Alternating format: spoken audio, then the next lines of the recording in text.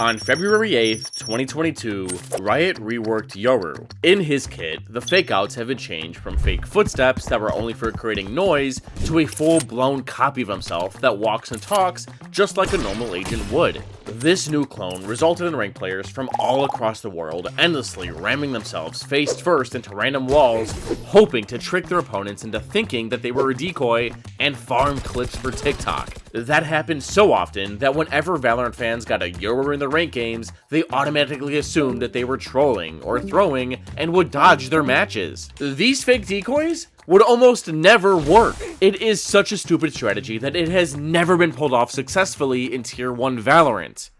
Until now.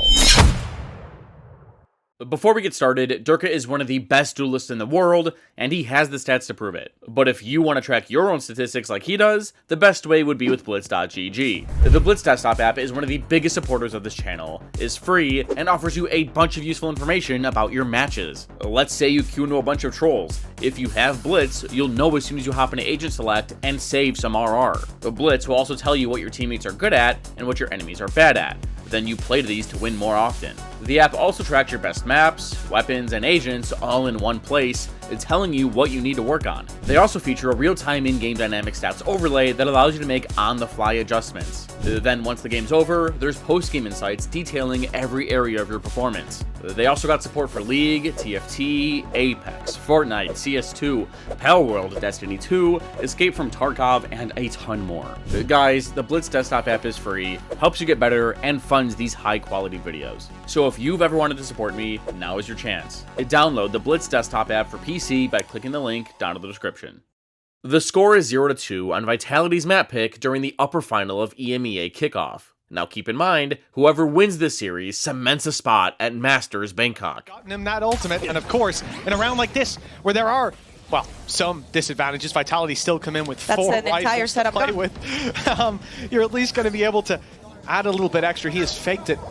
Durka has faked it a lot straight through! Just how? Why did neither player spend the half second it would take to turn and shoot him? Well, to answer that question, we have to start with one of Valorant's simplest fundamentals, conditioning. In this game, Vitality won the pistol, meaning on round 2, they had the better guns to do whatever they wanted. The attacker's decision? Default C-Long to grab an orb by sending Yoru down this narrow corridor, using his decoy as a meat shield. The defense see this, shoot it, and remember that.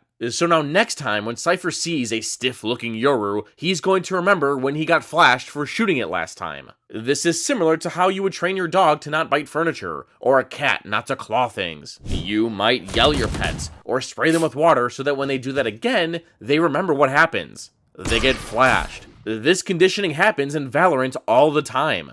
For example, a team might default mid for the first 3 rounds with a bunch of rechargeables, but on the 4th round, they'll kinda mid-default to look the same, but then slowly turn and explode into an A-hit. Benji saw this decoy sprinting through C-Long and probably told his teammate, "It's just his decoy, don't shoot it, he did this last round." Benji didn't want to be your dog or cat and be flashed for shooting something that he shouldn't. But wait, hold on. We're talking about professional players. Surely this plays a bit more complex than Benji just thought it was a clone like the previous round, right?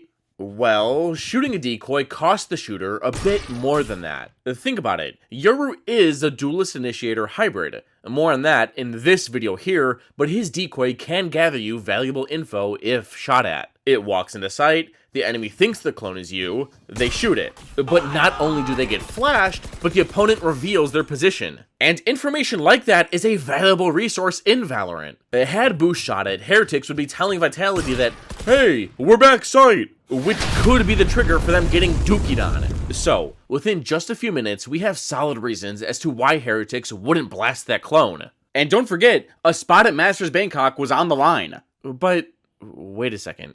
Look at Durka's utility bar. This play is about to get a lot crazier than everyone thought.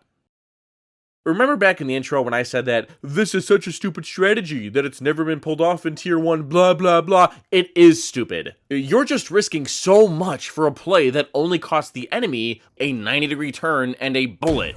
It shouldn't work. That's why you get TikTokers in your games doing this to clip farm. The fake decoying is so unlikely to work that when it does, they get a ton of views. But in ranked, players just shoot everything they see. At the professional level, it's more advanced than that. Heretic should assume that Durka would never make that play. Look, he has his dimensional drift, his ultimate, on Heretic's first full buy, a must-win round for them. And most of Vitality have rifles because of the way they bought on the anti-eco. Meaning, if Vitality take this round, their money, ult, and confidence are going to snowball out of control, and they'll dominate their map pick. Just take a step back and look at everything I listed.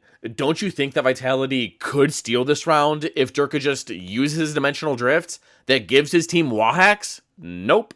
He gambled it all away. Durka went all in, and it worked. Now, you can't really blame Team Heretics. They're thinking to themselves, oh man, Vitality have their Yoru ult, brace for impact everyone. Odds are that the entire team is on edge, waiting for Vitality to slam A, B, or C with one of the best ults in the game.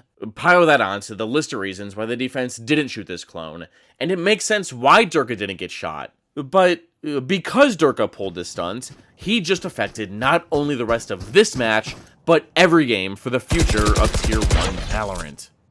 Now, to make a play like Durka just did, take some big cojones. And because he did that, every time Heretics see a decoy, they're at least going to think to themselves, but what if that's real? If not just blasted on sight. Like on the next round, Minibu shot this thing so fast that Durka ended up flashing himself. Then on round 6 and 7, yeah, they didn't shoot it, but you don't think Boo wasn't at least considering that the decoy could be real and losing focus on his aim, especially after getting embarrassed in front of millions? His younger brother was paranoid. Watch what happened on round 8. Pause, they're coming in 7-1 down, they're facing off against the Yoru and ISO ult. That is dangerous usually!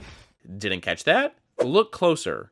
Before Durka enters garage, Minibu took shots, but whiffed on the clone. So when Durka blindsides in, he's pre-firing where those bullets came from. Because of this one round, Durka's cast a fear debuff on the enemy team that makes them freak out and panic whenever they see Yoru's face. And don't you think that his future opponents watch that happen? Whoever faces Durka next is going to have this play in the back of their head. I mean, just look at what he tweeted before his next match. Wouldn't you be a little paranoid?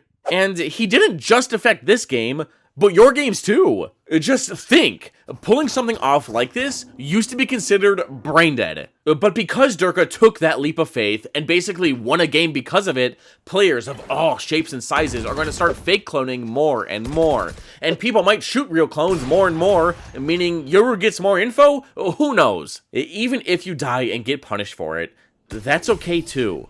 Because just by showing the enemy team that you're crazy enough to do this, they'll start blasting your clones and feeding you their exact location. But if you want to have the most success when going for a fake clone, and not just throw, then there's certain boxes you should check before doing so.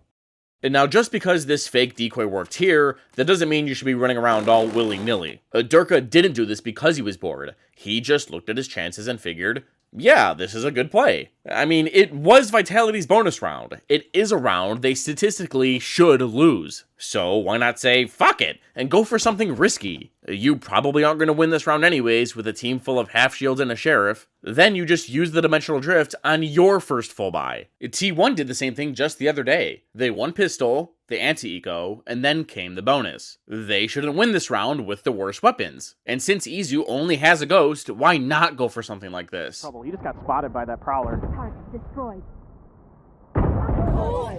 Ring finding a nice one. Meteor going to be taken down. As well. Whittled away at, down to 45. Still looking for a timing, still finding it for 2 kills! Ow! Kenman Free both going to be dead! The stun there, but flashback still able to stabilize for them. Even if he did get shot, he burned Vice's wall, and now DRX are going to be worried about every clone they see, like Heretics were. When you don't have a lot to lose, it's okay to roll the dice and hope you hit a nat 20. For Izu, all he gambled with was a pistol. Now, Durka played with a bit more, but in both examples, taking this risk won both teams rounds that they shouldn't have, which ended up snowballing their half. Now, could Vitality steal this round? Sure. But that's called mind games. And now typically, more often than not, this play is one to make when you're in a situation that you're not supposed to win. Ecos, 1 versus 2s, bonuses, you get the idea. Because if the odds are in your favor, or even 50-50, why throw your life away? But when down, making bold moves like this are sometimes your only out. Like in this round, Qualanoob is pinned in B main against 2 players who in his mind know exactly where he's at because of this smoke. So he does this. Qualanoob still... No way he's doing flash. that. No way he just did look like he's a clone. He can get away with it.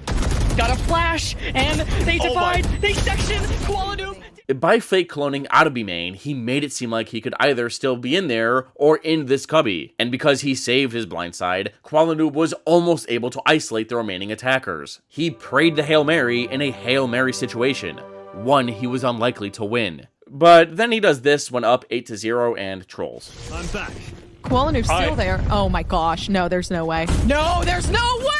So between Vitality having Phantoms, their Yoru ult, Heretics not wanting to feed the offense their positioning, and the conditioning from the previous round, it all makes sense as to how Durka pulled off one of the biggest heists in Valorant history. I mean, who would expect that with all this on the line? Fake cloning isn't troll. If the enemy isn't respecting your decoys, make them.